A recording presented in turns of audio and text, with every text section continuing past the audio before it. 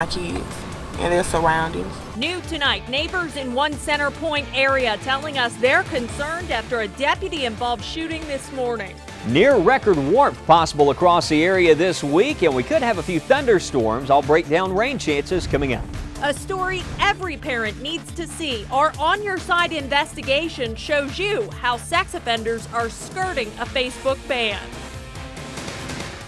Live and on your side, you're watching WBRC Fox 6 News at 9. Good evening. Thank you so much for joining us. I'm Bree. New tonight, neighbors extremely concerned after shots are fired at an apartment complex this morning. Catherine Patterson joining us now with what led to a deputy-involved shooting in Center Point. Catherine. Yeah, Bree, tenants there. Right now, a community in Ohio mourning the loss of a fallen deputy. Detective Bill Brewer was shot and killed during a 12-hour standoff. Brewer served his community for 20 years, and in those 2 decades, it's clear he had a big impact. Amanda Sumner lives in the apartment complex where Brewer was shot. She says she couldn't sleep during the ordeal. She was up early this morning recounting that experience.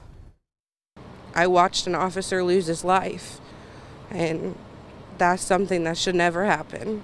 He was doing his job, and the suspect, he was wrong. It has been a violent start to the year for law enforcement. Detective Brewer will be remembered as a hero, just like Birmingham's Sergeant Watasha Carter and Mobile Police Officer Sean Tudor. An update now on a weekend murder case out of Birmingham. BPD identifies the victim as 36-year-old Christopher Lawson. Officers say they found Lawson lying next to his motorcycle on Grove Avenue last night. They believe he attended a party in the area, but they do not have a motive for Lawson's shooting death. No suspects are in custody. And another update on a murder case in Tuscaloosa. Sheriff's deputies say 38-year-old Corey Donnell Robinson, on the right side of your screen there, is being held on a $150,000 bond.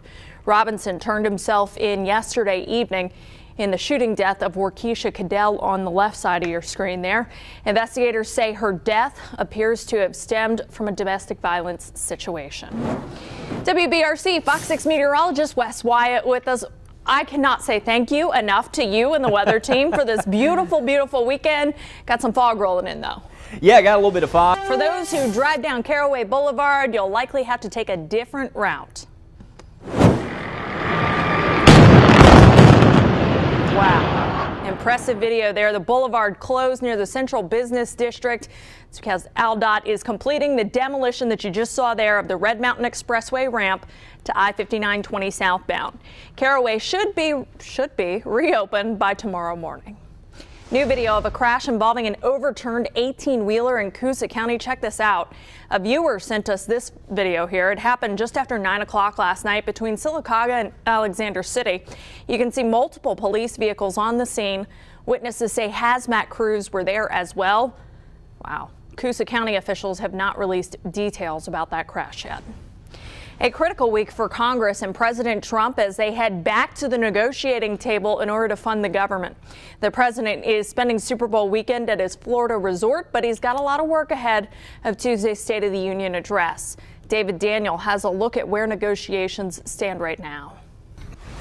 Breaking news right now, the New England Patriots are Super Bowl champions. It was certainly a defensive Super Bowl if you watched. Not a whole lot of action until the fourth quarter when the Patriots' Sonny Michel finally scored the first touchdown of the game. It was the first Super Bowl in history that a touchdown wasn't scored going into the fourth quarter. Patriots now winning a few minutes ago 13-3. And check it out, even though those of us in Birmingham don't necessarily have a dog in the fight, so to say, lots of people out and about tonight cheering on the Pats and the Rams, probably more Rams fans, though we appreciate the Tom Brady jersey there. Tonight's a big night for local sports bars and restaurants, many even offering major deals during the game on things such as wings and beer. That was the scene tonight as many people gathered at Baumhauer's Victory Grill off Highway 280. Tomorrow, the former Lipscomb police chief will be arraigned in St. Clair County Court. Brian Martin goes before a judge on a charge of sodomy in the first degree. Lipscomb fired Martin following an August arrest for multiple misdemeanor drug charges.